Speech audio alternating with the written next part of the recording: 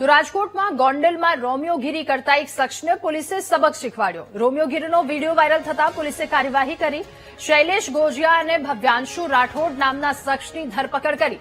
ગોંડલ લો college પાસે પોલીસે લુખ્ખાઓને કાયદાનું ભાન કરાવ્યું। આ બંને આરોપીઓએ માફી માંગી છે।